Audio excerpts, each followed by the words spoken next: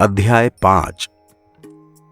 इतनी कथा सुनकर नारद जी ने कहा, हे पिताश्री, अब आप मुझे ये बताएं कि नरक लोक किस जगह है। उनकी गणना तीनों लोकों में होती है या वो अलग हैं? ब्रह्मा ने कहा, हे नारद, नीचे के जिन 7 लोकों के बारे में मैंने बताया, उन सब में पाताल लोक के नीचे ये नरक लोक जल पर स्थित है। नरक लोक में पापियों को दंड देने के स्थान हैं।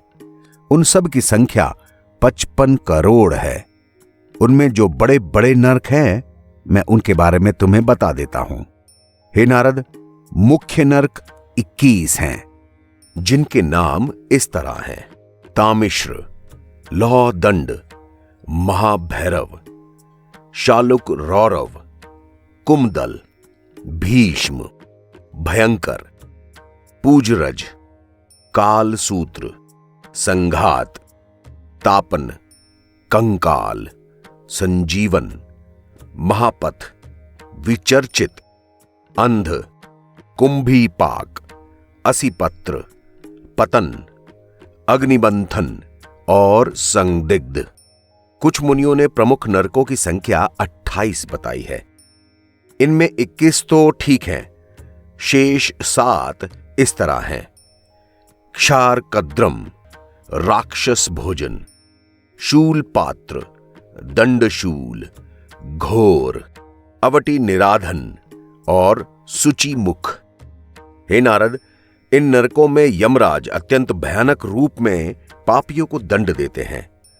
वे स्वयं दक्षिण की ओर पितरलोक में रहते हैं और पितरों की सम्मति से ही पापियों को दंड दिया जाता है। पापियों के कर्मों का लेखा जोखा रखने वाले चित्रगुप्त हैं। वे 12 पुत्र जो श्रवण के नाम से प्रसिद्ध हैं, हर प्राणी के शुभाशुभ कर्मों का समाचार चित्रगुप्त तक पहुंचाते हैं। यमराज की सभा में पृथ्वी के वे सभी धर्मात्मा राजा जिन्होंने जीवन भर धर्म पूर्वक राज्य किया है, सभासद के रूप में उपस्थित रहते हैं। वे संपूर्ण लोकों से आने वाले प्राणियों के शुभाशुभ कर्मों का विचार करके उनके लिए दंड या स्वर्ग जैसी स्थितियों का निश्चय लेते हैं। हे नारद, अब मैं तुम्हें बताता हूं कि किस पाप के करने से कौन सा नरक मिल जाता है।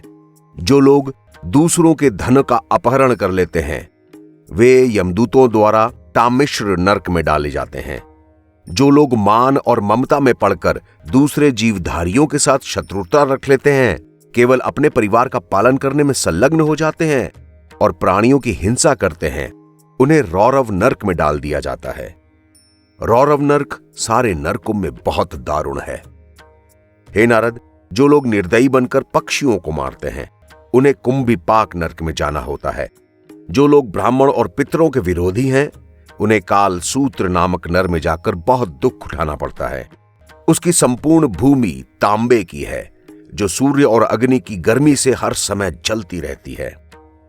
जो लोग अपने मुख्य धर्म को त्याग कर पाखंडी हो जाते हैं, उन्हें असिपत्र नामक नरक में डाला जाता है।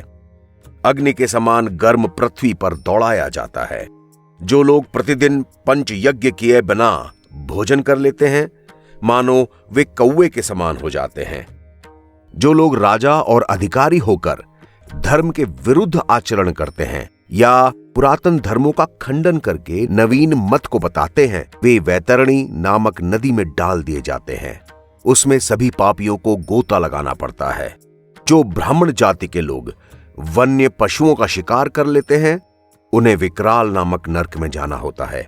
हे नारद, जो लोग मिथ्या पाखंड फैलाकर यज्ञ के बहाने जीवों का वध करते हैं, वे विशेष नामक नरक में डाले जाते हैं। जो लोग चोरी, लूटमार और औरों के धन को छीनने का काम करते हैं या गांवों को उजाड़ देते हैं, उन्हें सारमेयादन नामक नरक में जाना पड़ता है।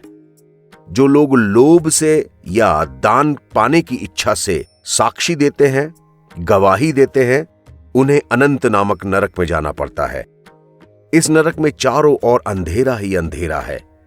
वहां 100 योजन एक ऊंचा पर्वत है।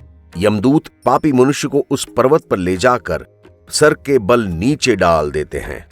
जो ब्राह्मण मद्यपान करते हैं उन्हें अंधकूप नामक नरक में जाना होता है। जो मनुष्य वर्णाश्रम, धर्म, जप, तप, नियम, आचार विचार आदि के विरुद्ध चलते हैं और अन्याय आदि का आश्रय लेते हैं, उन्हें क्षार नामक नरक में डाला जाता है। जो लोग किसी मनुष्य की बलि देते हैं, उसे वृक्ष भोजन नामक नरक में जाकर दुख उठाना होता है। जो लोग जाल डालकर जीवों को पकड़ते हैं, जो लोग निर्दोष मनुष्य के साथ विश्वासघात करके उन्हें मारते हैं, या जो लोग दया भाव को त्याग देते हैं, उन्हें शूल प्रोत नामक नरक में जाना होता है। जो लोग अतिथियों को क्रुद्ध दृष्टि से देखते हैं, या अंधे व्यक्तियों को सीधे मार्ग से भटका देते हैं, या गड्ढे में गिराने का प्रयत्न करते हैं, उन्हें निरोधन नामक नरक में जाकर बहुत दुख उठाना होता है। जो लोग धन के गर्व में भरे रहते हैं, या फिर धन का संग्रह करके दूसरे लोगों को घृणा की दृष्टि से देखते हैं, वे सूचिमुख नरक में जाते हैं। हे नारद, इस तरह नरकों की संख्या तो हजारों में है। विस्तार भय से उन सब का वर्णन नहीं किया जा सकता। जो लोग धर्मात्मा होते हैं, वे स्वर्ग लोक में जाकर सब तरह के सुख उठाते हैं। जब तक मनुष्य का कोई पाप या पुण्य शेष रहता है, तब तक उसे मृत्यु लोक में बार बार आना होता है। जब पाप और पुण्य दोनों बराबर हो जाते हैं, तब प्राणी आवागमन से छूट पाता है। इसलिए इस कथा को बार बार सुनने से और पढ़ने से मनुष्य को नर्क और स्वर्ग को समझने में सहायता मिलती है और वो उसी के तरह आचरण कर सकता है।